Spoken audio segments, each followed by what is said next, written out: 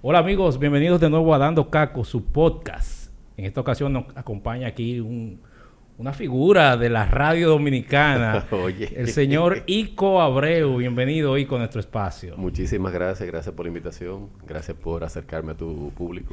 No, nosotros nos sentimos bien complacidos que tú hayas aceptado acompañarnos aquí, porque para nosotros, para la gente de mi generación, realmente nosotros lo tenemos ustedes, ese grupito bien en nuestro corazón, porque pasamos muchas tardes divertidas con la Ya, gente de cuál es tu versión. ya yo veía que era por ahí que tú venías. Porque es que tú sabes cómo es. Eso fue realmente una época que nosotros recordamos con mucho cariño y es bueno no solo recordar y ver que tú estás activo en la radio, que estás volviendo. Entonces Sí. eso me da como mucha alegría. A mí la verdad que también me trae muy buenos recuerdos. Es una época que yo recuerdo no solamente con mucho cariño, sino también con mucho agradecimiento. Yo di mis primeros pasos en radio precisamente ahí en la X, en ¿Cuál es tu versión? En la X102, caramba, esa Y emisora era... ahora estoy de vuelta a la Estamos X. de nuevo, señores, la radio está... Bueno, vamos a hablar un poquito de eso más adelante, pero la radio está Dale. activa, la radio no está muerta, señores. Ahora, yo te voy a dar un dato que yo sé que tú no lo conoces. A ver. Tú no sabes que en mi poder yo tuve por varias semanas un casete de Guns N' Roses que era tuyo. No. ¿En serio? No, no, Déjame espérate. explicarte. Ahora Dale. te agarré camán. Bueno, una prima mía era vecina tuya, Ajá. en la 13. No. Y tú, de alguna forma, tú le Bueno, yo viví en la 4. Exactamente. Ajá. Ella vivía en la 13. A Chiqui, un saludo a Chiqui, si no está viendo, la hija de Clara, que tú se lo prestaste a ella y no sé cómo fue que llegó a mi mano y yo ahí me quedé con ese cassette como 3 semanas. Y ella, no, que eso es de Ico, que eso es de Ico. Y yo, no te apures. Ya tú sabes. Espérate, ¿pero un casete o un CD? Un casete. Casete de Guns N' Roses. Yo no tenía CD player. Eso era Porque- 90 temprano. Porque el primer CD que yo tuve, Sí. yo tuve al mismo tiempo, mi madre me trajo 2 CDs. Uno, Appetite for Destruction, de Guns N' Ese Roses, mismo. y el otro de Aerosmith, Get a Grip. Sí, pero era de Guns N' Roses. Yo me acuerdo, porque yo no tenía CD player. O sea, que tenía que ser un casete obligatoriamente. O sea, que ya tú sabes que lo pequeño que es Wow, qué ápero.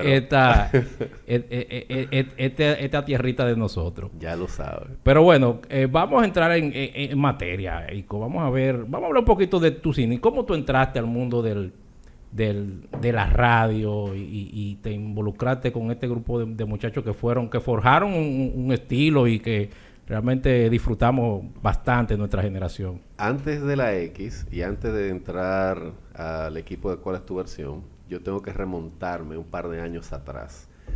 Yo empecé, bueno, si soy honesto, mis primeros pasos en la comunicación, en el mundo de la comunicación, fue en la televisión. Yo fui durante un breve tiempo parte del elenco de Los Niños Pueden, cuando yo tenía Ay, como ay, ay, ay. 11 años por ahí. Los Niños Pueden. Sí, con Sandra Castillo. Wow. Y después yo me desconecté completamente. O sea, yo hice esa experiencia, me gustó muchísimo, pero seguí creciendo por mi lado. Y yo vuelvo a conectar con la televisión cuando yo era el director del Departamento de Turismo Interno y de Aventura de la ODTE. Esa era la Oficina por el Fomento del Turismo Educativo. Okay. Te estoy hablando, yo tenía 22 años, una cosa así. Ujú. Y como parte de las labores, yo iba a hacer media tours, a hablar de los viajes que teníamos, de los tours que teníamos.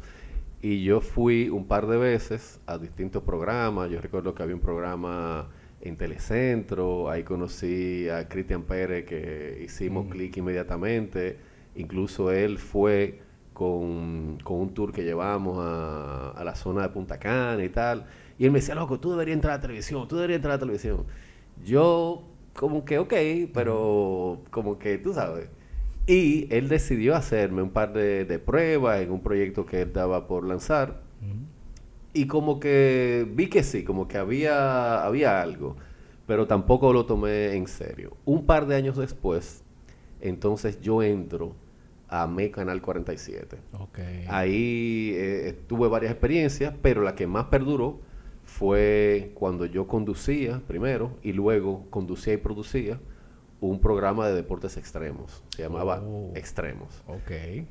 Ahí entonces yo conozco a Silvia Callado, conozco a Panky, conozco a Sergio Carlos, y eventualmente, un par de años más tarde, cuando ellos hacen el proyecto de ¿Cuál es tu versión? Junto a Tony Rojas, en el momento en el que Tony se va a vivir a España, ellos entonces me invitan a formar parte del elenco.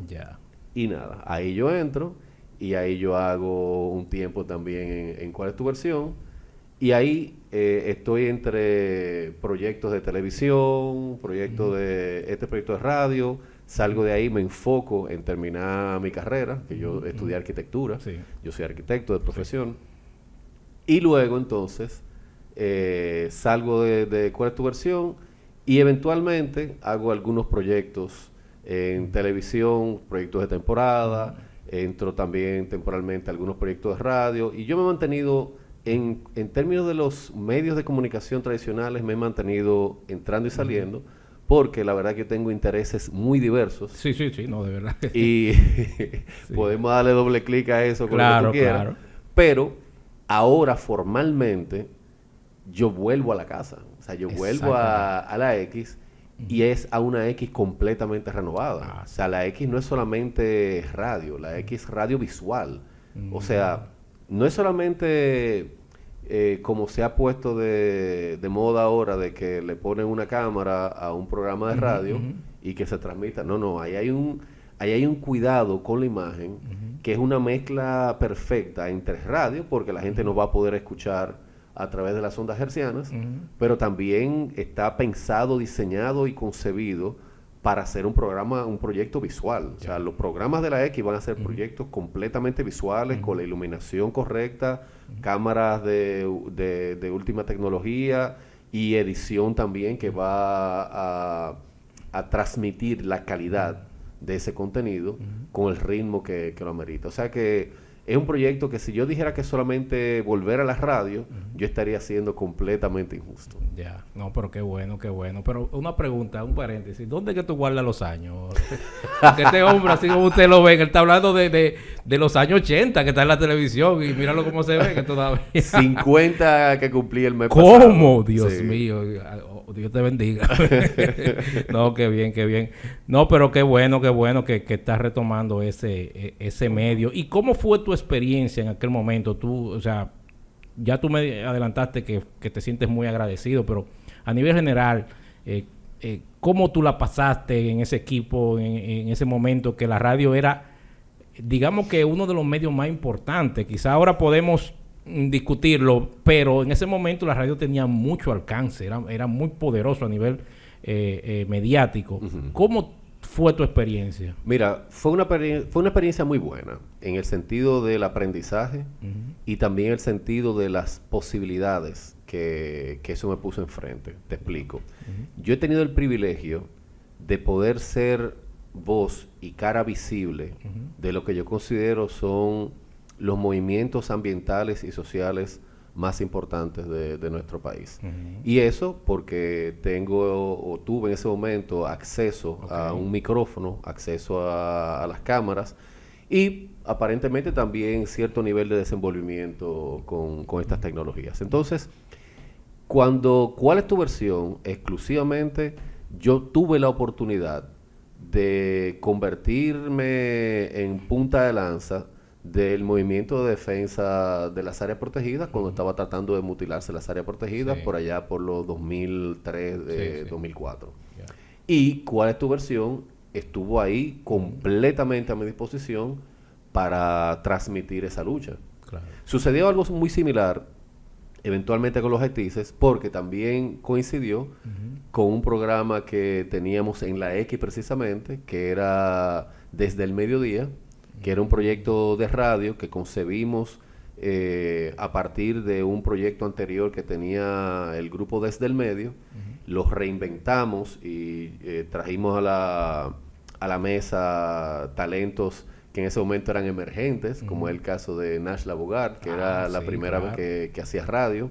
y talentos también de peso, como el caso de Mauvi Espinosa. Sí, Maui. Y conformamos equipo al mediodía en la X, que eso era, ya tú sabes. Entonces, también a través de ese programa, pues tuve la oportunidad de hacer lo que me correspondía, de colaborar desde mi micrófono con la defensa de los haitises. O sea que yo he tenido el privilegio de que los medios han estado ahí en los momentos en los que las causas en las que yo creo la han necesitado. Ah, pero qué bien. ¿No? Eso Sí. es algo muy importante. Y precisamente por ahí yo quería también que nos fuéramos. Porque para mí, yo considero que tú eres de los pocos, vamos a decir,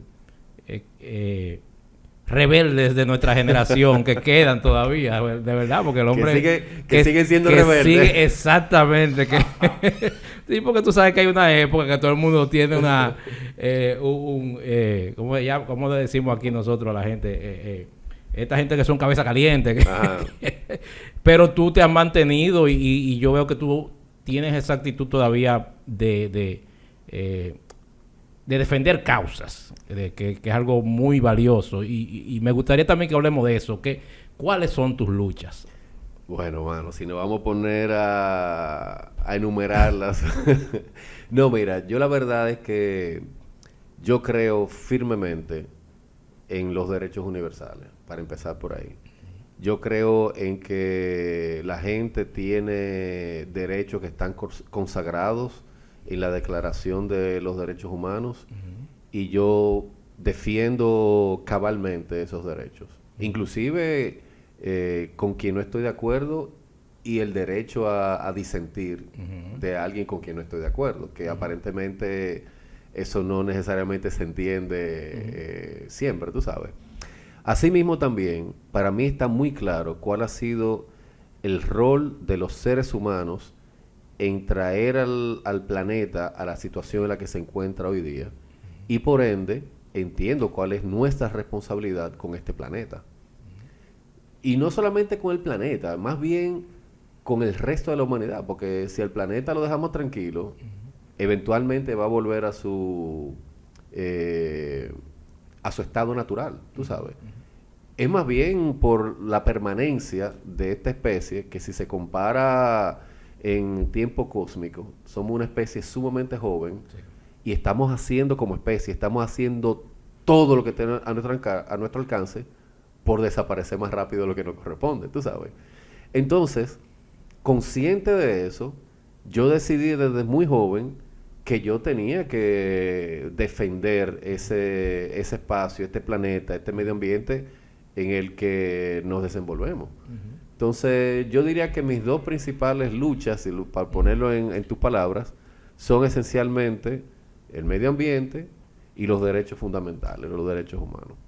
Hubo una época que hubo mucho, no sé si llamarle ruido o mucha efervescencia con el tema medioambiental, pero siento que últimamente se ha como bajado como un poquito la presión. ¿Tú piensas que la nueva generación no está siguiendo esa, o sea, no le está dando seguimiento a esa lucha, o es que realmente se han hecho cosas importantes para que mejoremos a futuro lo que estábamos haciendo a nivel medioambiental? Mira, yo creo que hay una mezcla de muchas cosas. Por un lado,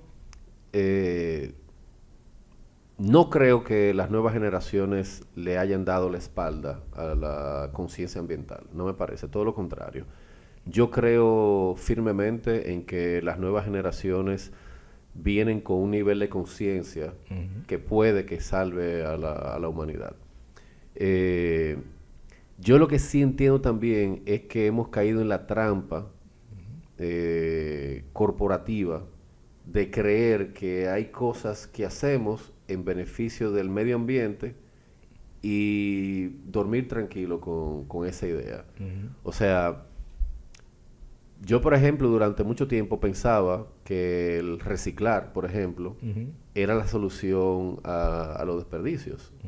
Eso real y efectivamente es el equivalente a una aspirina para una persona desahuciada. O sea, no es reciclar. Reciclar tiene un efecto. Claro, yo reciclo, yo clasifico. Yo, por ejemplo, tengo el servicio de tierra urbana, perdona que No hay que lo problema. publicite, que básicamente van a mi casa, recogen los desperdicios que ya yo he pre-separado, los desperdicios orgánicos por un lado, los desperdicios plásticos por otro, las latas por otro, papel y cartones por otro. Yo se lo entrego, ellos cobran por un servicio y los orgánicos, por ejemplo, me lo devuelven en forma de tierra y abono. Mira qué interesante. Ok, pero eso es una responsabilidad personal. Claro. Sin embargo, las corporaciones nos han hecho creer que es nuestra única y exclusiva responsabilidad, y no es así. O sea, la responsabilidad de disponer de los plásticos y sobre todo de los plásticos de un solo uso es de las corporaciones que producen los plásticos de un solo uso.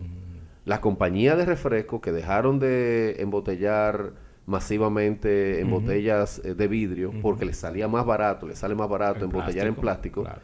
tienen que hacerse responsables por esos desechos Claro. y no endilgárselo a los consumidores. Entonces, ¿a dónde voy con esto? Es que hemos caído en esa trampa, en creer que ya el problema está resuelto con reciclar o con ahorros energéticos individuales. No, o sea, esto hay que enfrentarlo como colectivo.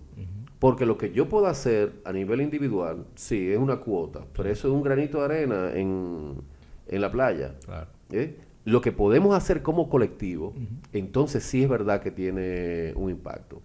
Y tan sencillo como esto, o sea, también aprendí desde muy pronto que las decisiones en términos de consumo que uno hace, lo que uno compra, el refresco que uno se toma o deja de tomarse, la ropa que se pone, hasta la cantidad de aparatos tecnológicos que uno compra cuando cae en la trampa del consumo, el tener el último aparato, no sé qué cosa. Todas esas son decisiones que repercuten en el medio ambiente. Claro. Y como colectivo, esas decisiones tienen más peso que como individuo. ¿Tú sabes? Entonces, de nuevo, para responder tu pregunta, yo no creo que simple y llanamente o hemos pensado que se ha superado la crisis ambiental. Nunca más lejos de ahí. Pero tampoco creo que estamos asumiéndolo con la entereza y con la determinación que amerita. Sí, yo estoy de acuerdo contigo. Creo que las nuevas generaciones vienen ya de fábrica, vamos a decir, porque nosotros tuvimos que transicionar. Nosotros venimos de una generación donde la gente tiraba la basura en la calle, eso era lo más normal. Y fuimos a la fuerza aprendiendo cosas, que nos fueron inculcando poco a poco. Pero ya estas generaciones ya nacen donde hay un mensaje, ¿verdad?, medioambiental un poco más claro. Y eso da, vamos a decir, que cierta tranquilidad. Pero igual, como tú comentas, el tema corporativo es algo a lo cual uno no tiene tanto acceso de accionar, ¿verdad? Uno puede poner su granito de arena, hacer las cosas que uno entiende que son importantes para contribuir, pero hay un gran peso, una gran responsabilidad, como tú dices, en las grandes corporaciones, y que las grandes corporaciones están ahí para producir dinero, no para salvar el planeta. Obviamente. Lamentablemente. Sí. Ese es el dilema. Es así. Ese es el dilema. Pero. Sí, pero el poder que uno tiene sobre esas corporaciones es el poder de consumo. O sea, yo, por ejemplo, yo he dejado de consumir prácticamente todo lo que yo sé que de alguna forma está vinculado al genocidio que está cometiendo Israel en Palestina. ¿Ah, sí? Sí. Yo no consumo una serie de marcas, que no quiero perjudicar tu alcance comercial, pero hay una serie de marcas que si a usted le interesa enterarse, puede investigar sobre el movimiento BDS, Boycott, Divest, Boycott, Divest y... Wow, se me olvida. Es básicamente boicot, tumbar las inversiones y someter a la justicia. Entonces... boicot, desinversiones y sanciones. Exactamente. Boicot, Divest and Sanctions. Exactamente. Entonces, todo lo que uno consume, de alguna forma, es un voto. O sea, si yo consumo tal marca, yo estoy votando por esa marca. Y por ende, yo estoy apoyando el comportamiento de esa marca, el comportamiento con relación al medio ambiente, el comportamiento geopolítico, el comportamiento social de esa marca, porque yo soy el que estoy manteniendo, con mi consumo, yo soy el que estoy manteniendo esa marca. Entonces, ahí sí hay un poder individual. Y yo creo en eso, pero yo también creo en cohesionarnos como colectivo para aumentar ese poder. Y ahí yo creo que la gente tiene la forma de tumbarle el pulso a las corporaciones, a los gobiernos, a las élites. Se puede. No, definitivamente el boicot funciona. Lo que se necesita es un apoyo masivo a ese boicot para que realmente la industria lo sienta y pueda accionar. Porque si es un grupito que está ahí de reperpero y haciendo cositas, sí, pero no te recuerdo que grano a grano se llena la gallina del buche. Exactamente, sí. Exactamente, sí, no, definitivamente. Háblame porque ya tú saliste de la radio y estás como docente, eres educador ahora mismo también, ¿no? Sí. ¿Qué valor tiene para ti la educación? ¿Cuál es tu postura? Mira, yo creo y defiendo cabalmente que la educación es la mejor herramienta para el desarrollo humano. Pero tiene que ser una educación liberadora. Ajá. O sea, hay que diferenciar muy bien entre aprender a repetir lo que, digamos, lo que el momento quiere enseñar y la educación liberadora, es decir, la educación de formar a un ser humano con un criterio y con una capacidad de discernimiento y de cuestionamiento. Es algo que yo exhorto constantemente a mis estudiantes a hacer, o sea, a cuestionar, a pensar, a utilizar la cabeza para tomar decisiones racionales y cuestionar, sobre todo, cuestionar. Yo soy docente, bueno, yo empecé como docente a nivel universitario en Pucamaima hace ya más de 17 años. Yeah. Yo continúo la docencia en Pucamaima, pero también soy docente en el INTEC y recientemente en mi alma mater me invitaron a impartir una materia que yo diseñé hace unos años y esta es la primera vez que se está impartiendo, que se llama Exploraciones del Espacio Cinemático.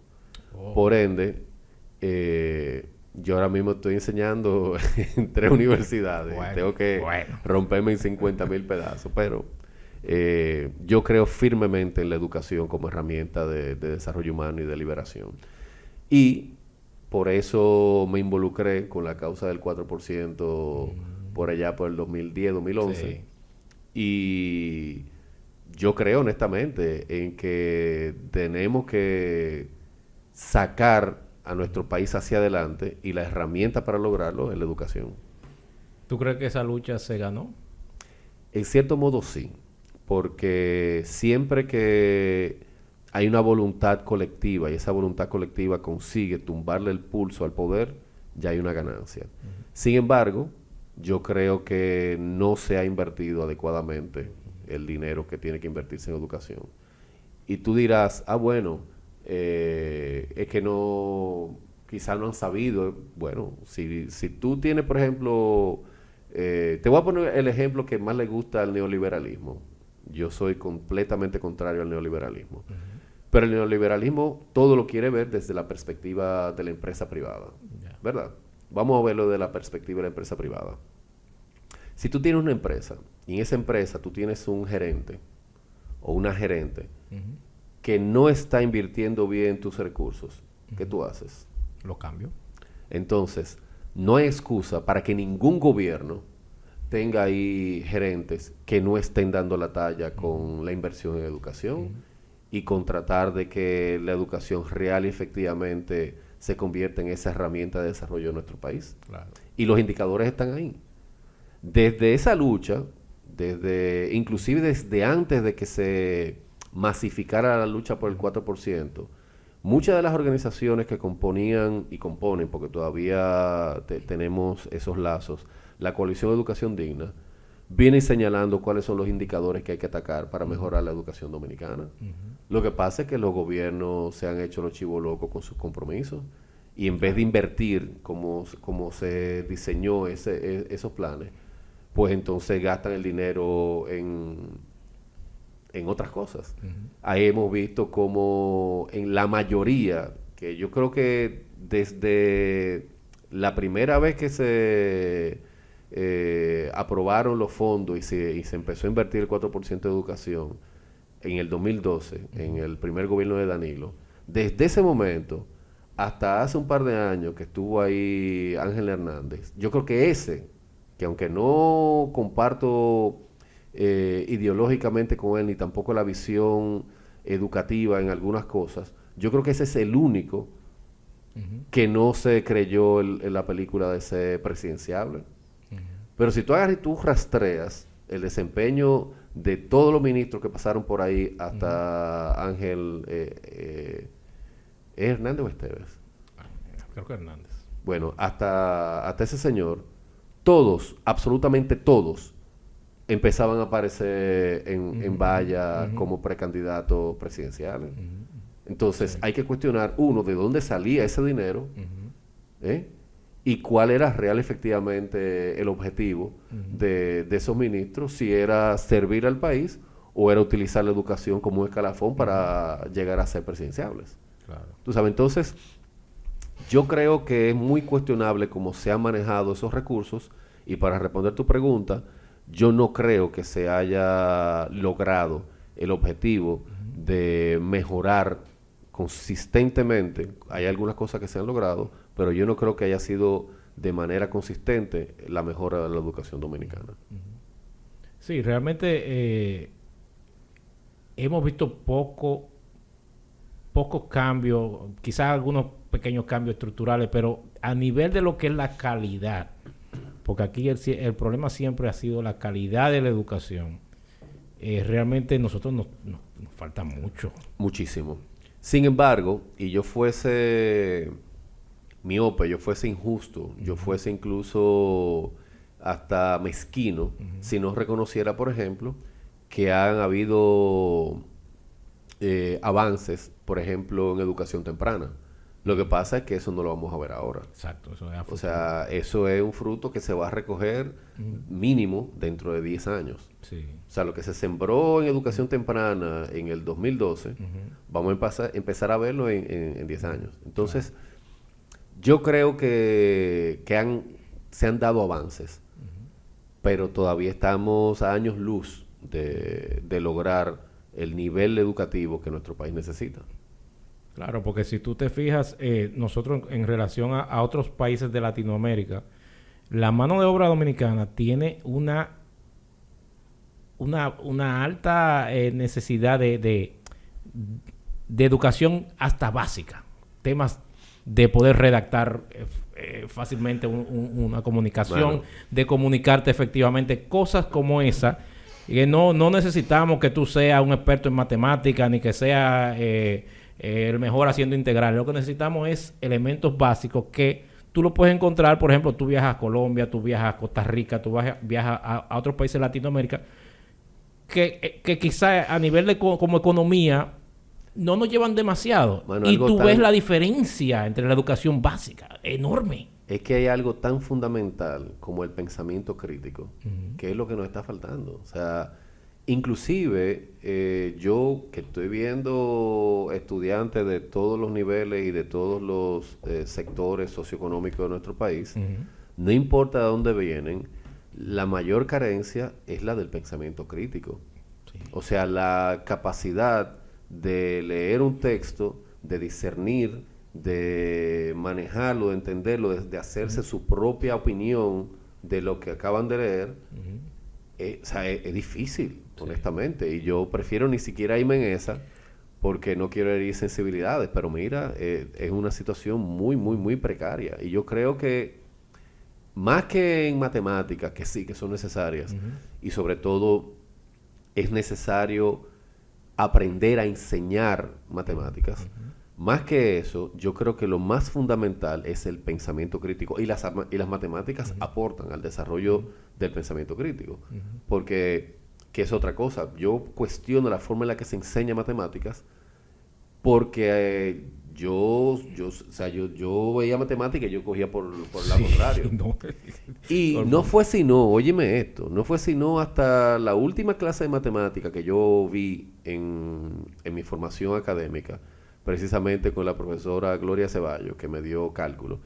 No fue sino hasta ese último momento en el que ella me abrió una brechita de luz, así, y me dijo que la matemática es lo que entrena la parte creativa del cerebro. Mano, que hacer ejercicio de matemática es lo que o sea, yo quisiera imaginarme siquiera a dónde yo hubiese llegado. Uno, si a mí en octavo curso, que fue donde empezó la debacle de mi relación con la matemática, me hubiesen dado esa información.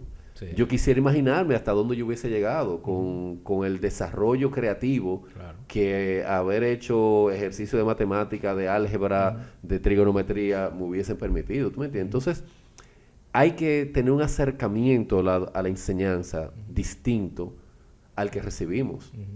Porque no es simplemente formar estudiantes para que sean capaces de repetir cosas o de hacer ejercicio de matemática o de calcular. No, no.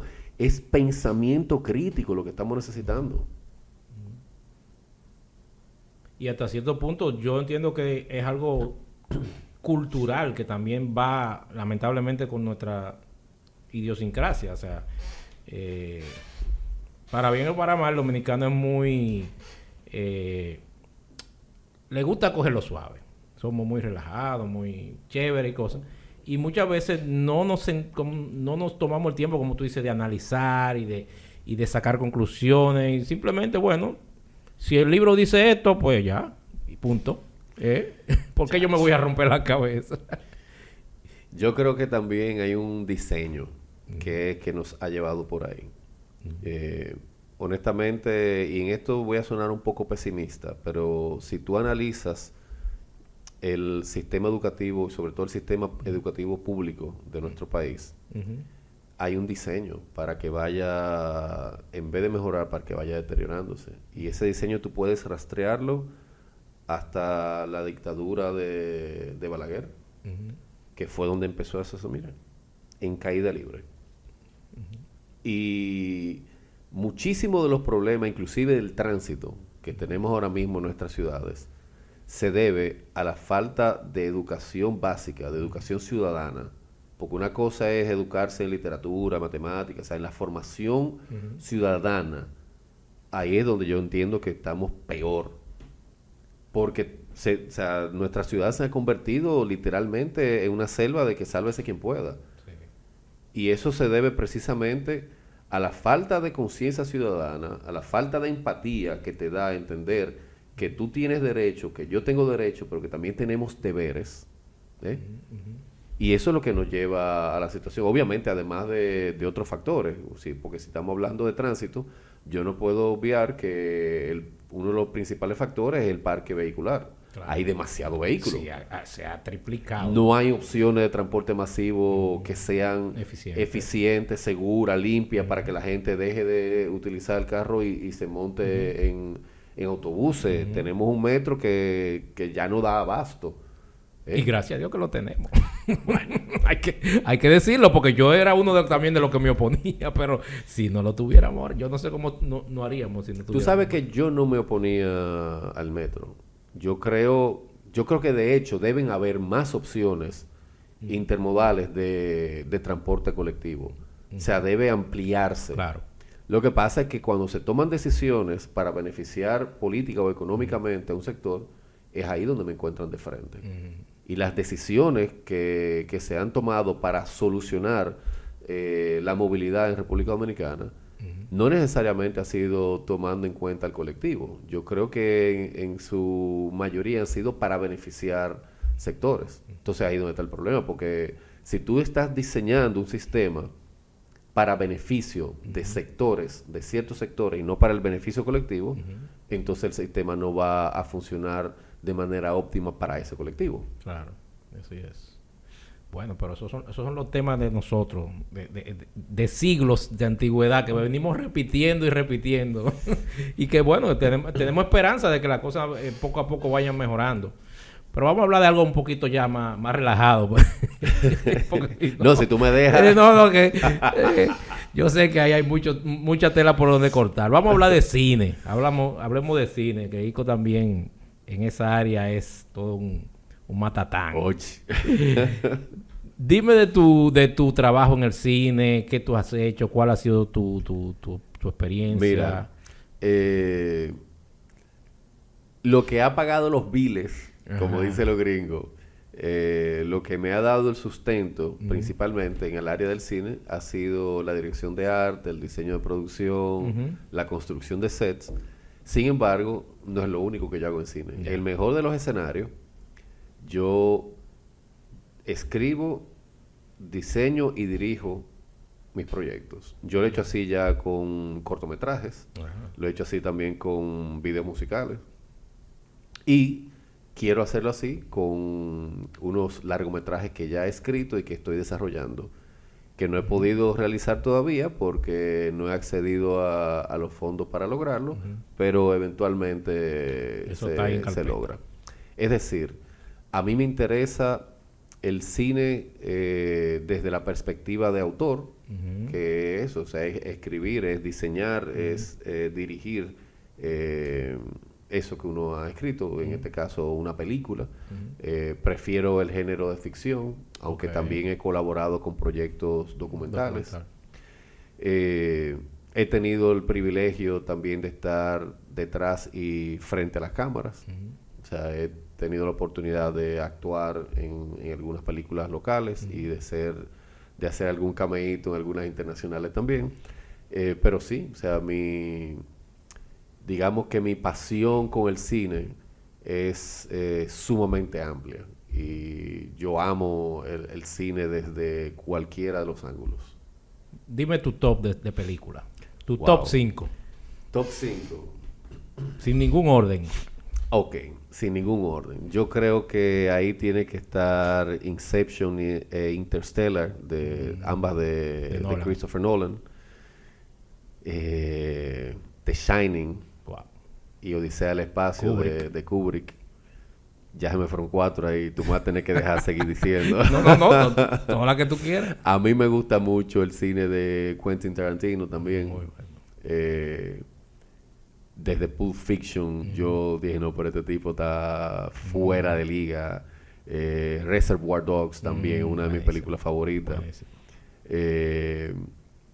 También a través del mismo Quentin Tarantino, yo empecé hace ya muchos años a conocer el cine asiático. Sí. Yo recuerdo cuando él introdujo a la audiencia estadounidense la película Hero. Buenísima esa película. De Zhang Yimou. Excelente. O sea, la visión estética de ese tigre y de verdad, eso es para explotarle el cerebro a cualquiera. También, ¿cómo es que se llama este director coreano? No es Bong Joon-ho, es Chan-wook Park, que tiene la trilogía de la venganza, Old Boy, sí, muy Lady Vengeance, muy bueno, y Sympathy for Mr. Vengeance. Para mí, de verdad, eso también me abrió una parte de entender el cine asiático. Obviamente, ahí está también en Asia Wong Kar-wai, In the Mood for Love. Te digo, o sea, si destapaste esa caja de Pandora, aquí podemos echar... Yo te iba a preguntar por tus 5 directores, pero yo creo que tú lo mencionaste ya, porque... Bueno, si son los 5 directores, yo pudiese decir que Christopher Nolan, Stanley Kubrick, David Lynch, Tremendo. Que no mencioné ninguna de las de Lynch, pero para mí Lynch también ha tenido una influencia grandísima en cómo yo quiero contar lo que me interesa. Blue Velvet, Wow, bellísima y obra. con un nivel de de manejo del suspense, de lo atmósfera, psicológico. Mulholland Drive, Mulholland Drive. de David Lynch también. Imposible de entender. ¿Tú sabes que David Yo se la Lynch- recomendé a un amigo mío y me quería matar. Tú sabes que David Lynch dijo una vez que el cine no es para No es para comprenderlo, no es para disfrutarlo. comprenderlo. Yo digo lo mismo sobre las mujeres. Me disculpan, ¿eh? No, de verdad. Es que realmente lo que pasa es que hay un cine que es para entretenimiento, un cine que es un poquito Es que hay más... de todo, se hace de todo el para cine- todos los gustos. Exactamente, pero el cine de Milling, señores, es una experiencia. O sea, Sí, no sí, es... sí, sí. No es... Tú te te- diste el universo de Twin Peaks. Twin Peaks, claro. Claro, una Esa serie mira. increíble. Y ya el remake no, la última temporada que ellos sacaron, eso Sí. era una cosa... No, una locura. Una locura. Una locura. O sea, Una locura. Y el David Lynch, yo creo que unos años después de Mulholland Drive, él dijo que él se estaba preparando para hacer su primera película experimental. Ay, ay, ay, ay, ay. Ido a destiempo, ¿eh? Caramba. Ido a sí, destiempo de David este Lynch. año o el año pasado. Creo. El año pasado, sí. Sí, sí, sí. ¿O fue este año? No, fue este año. Fue este año, Fue sí. recientemente. Fue reciente. No, o sí.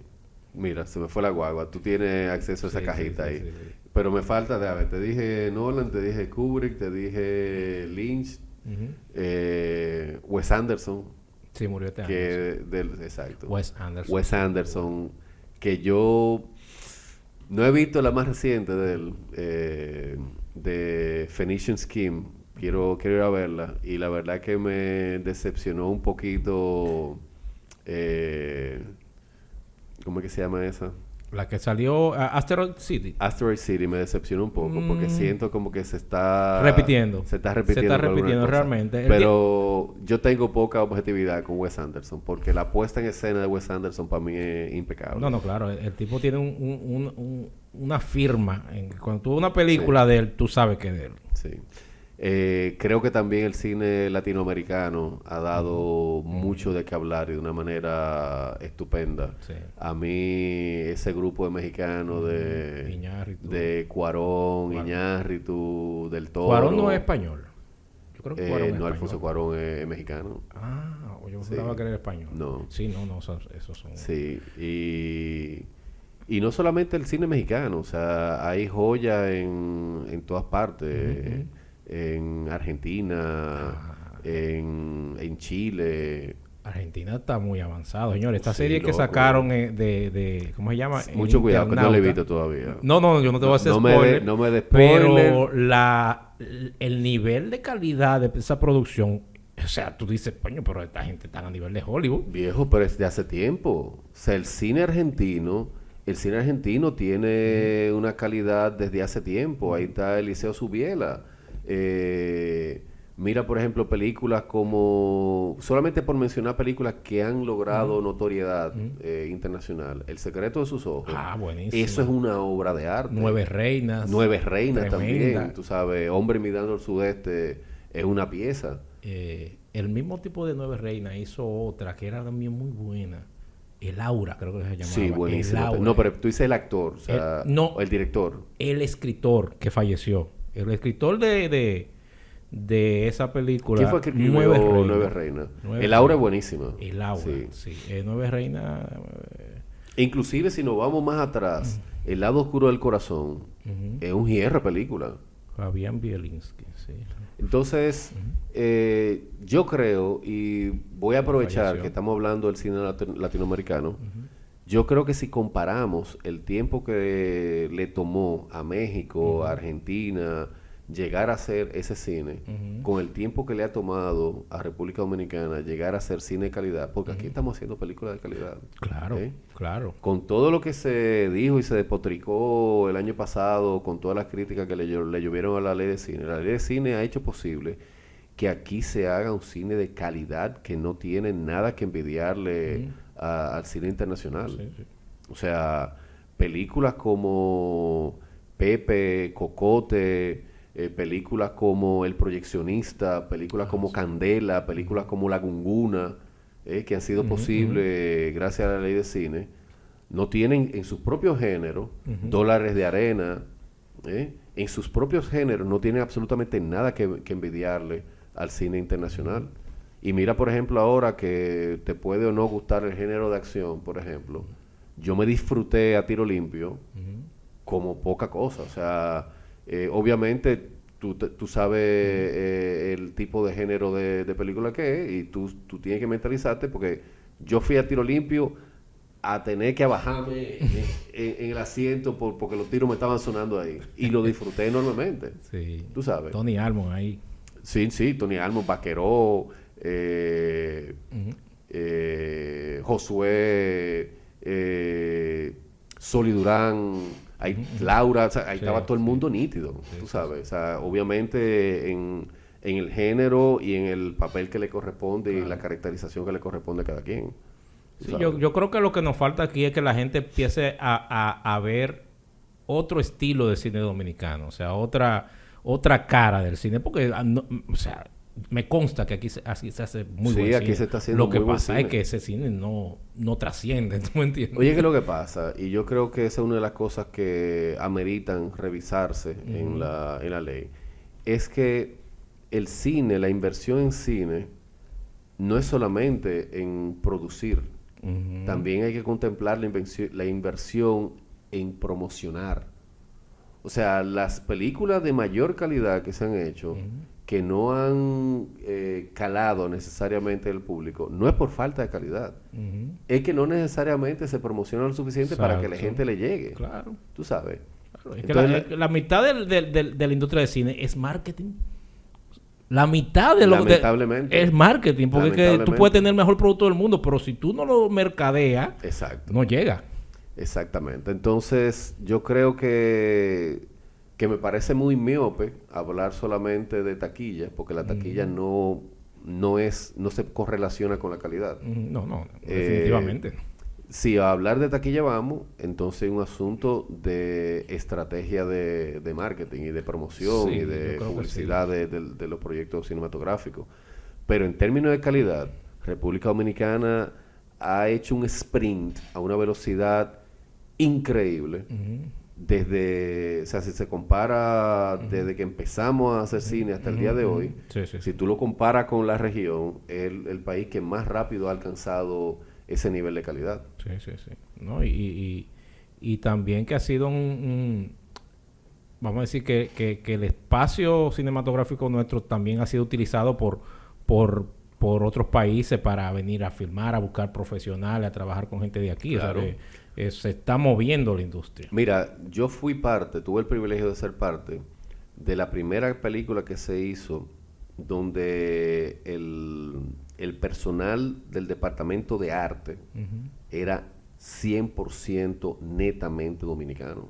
Oye, qué bien. O sea, estoy hablando de una película de M. Night Shyamalan, que también es uno de mis directores Muy favoritos, duro, y muy yo tuve el privilegio de trabajar con M. Night de ahí a ahí.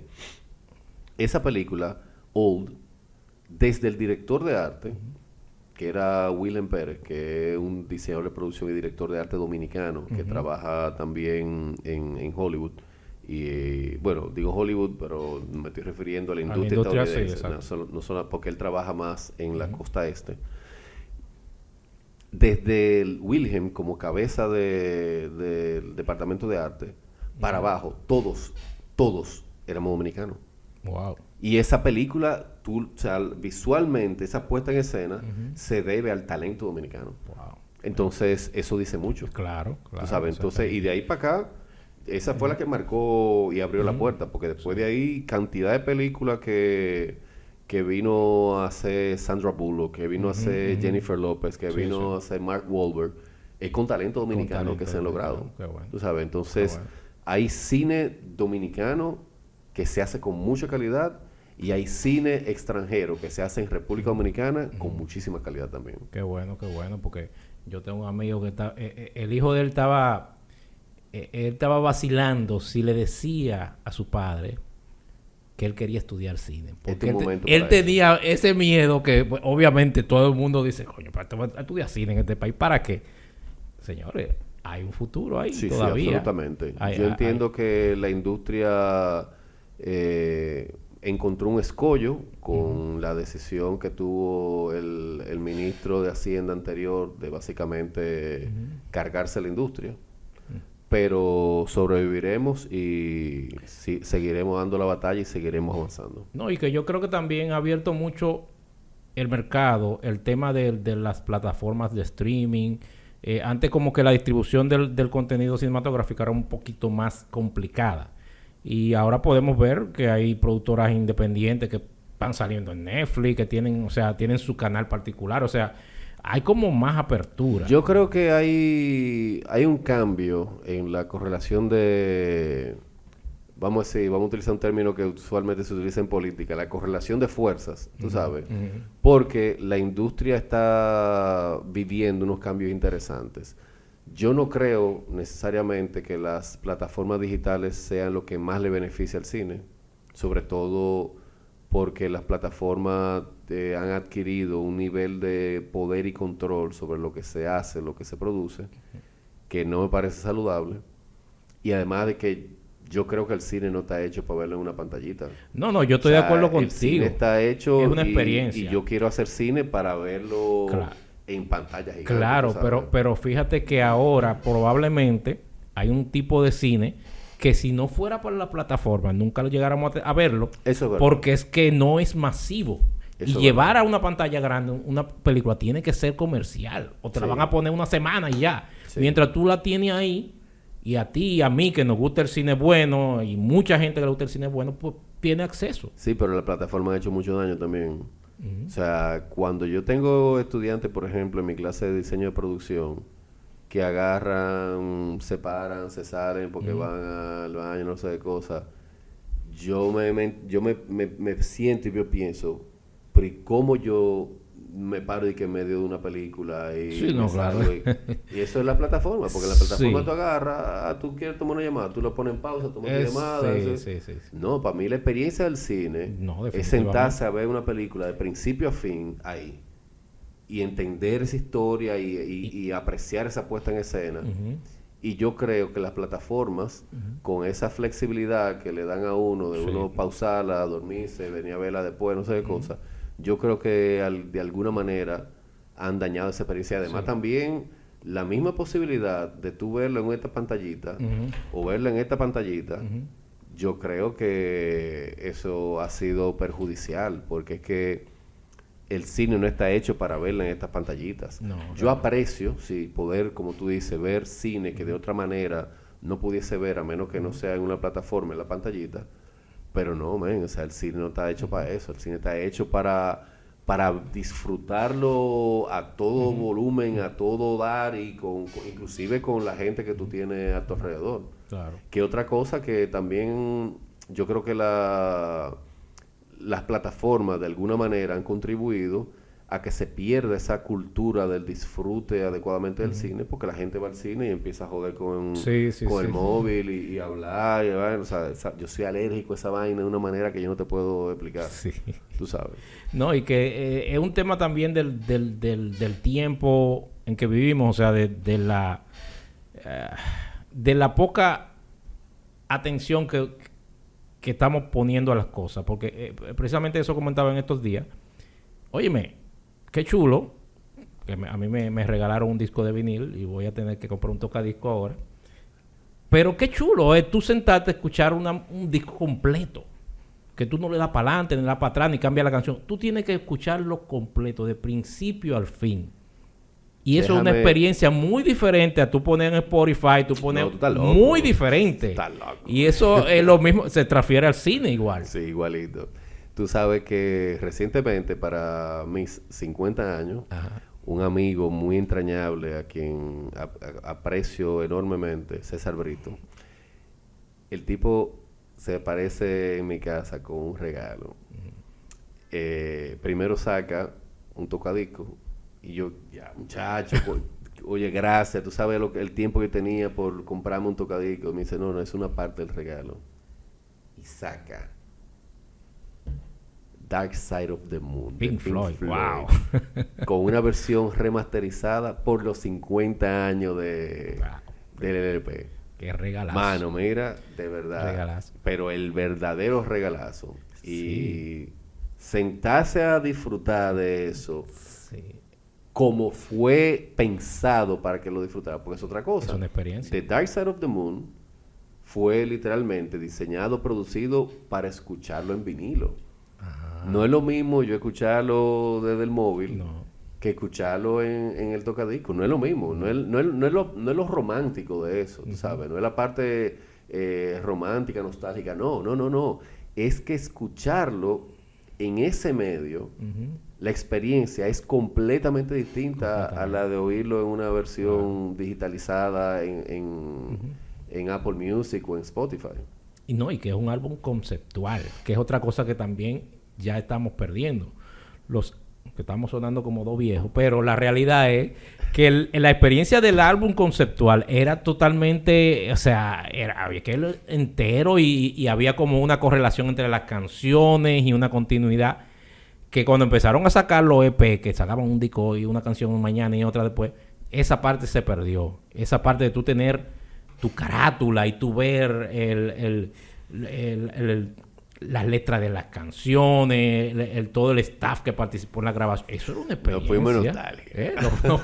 Nos fuimos en nostalgia, pero que la verdad que nosotros que vivimos eso y pasamos después por el casete y también como que teníamos como ese amor por esa experiencia que realmente creo que se puede recuperar, porque estoy viendo como que también las nuevas generaciones como que están buscando como una forma, vamos a decir que de ver cosas retro, están volviendo como esos medios, de alguna forma. O sea que nadie sabe si la cosa bueno, pero reciclan. Hay bandas y hay agrupaciones que están relanzando sus producciones en vinilo. Toque Profundo sacó recientemente y están en eso de sacar sus producciones en vinilo. Yo estoy loco porque salga Magia. Ya tú ves. Bueno, si nos vamos a música, vamos a decir aquí. Ico, para terminar, dime tus próximos planes, que ya tú nos dijiste que volviste a la radio. Sí. Ya ustedes saben, síganlo en la X. Bueno, además de la X, donde voy a estar en el programa de la mañana, la X, Despierta con la X, junto a Uriel Suriel, Julio Pelichone, Frank, se me fue el apellido de Frank, no me mate, Frank Olivares y Carmen Denise Rodríguez. Vamos a despeluñar a la gente en la mañana. Pero además de eso también quiero seguir explorando otras cosas que he descubierto recientemente, como son las artes plásticas. Yo participé el año antepasado, bueno, ya yo he participado de las últimas 2 ediciones de la Bienal Nacional de Artes Visuales y de creo que las 4 ediciones del Salón Bienal de Fotoimagen.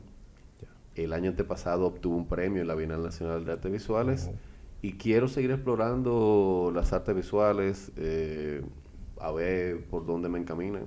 No, qué bien. Ya ustedes saben, el hombre es versátil totalmente. Bueno, Ico, pero qué bueno haberte tenido aquí en este espacio. De verdad que la pasamos muy bien y esperamos que no sea la última vez, ¿verdad? Que estamos aquí. Siempre nos gusta traer gente interesante, gente que tiene algo que contar, algo para dar caco. Mira, pues gracias por lo que me toca, gracias por la invitación y por acercarme a tu audiencia. Qué bueno. Señores, ya ustedes saben, suscríbanse, dennos like, ayúdennos ahí en el Patreon, dennos una cosita para que podamos, ya que el algoritmo no nos ayuda, ayúdennos ustedes, por favor. Bueno, nos vemos en la próxima, señores. Muchas gracias. Bye.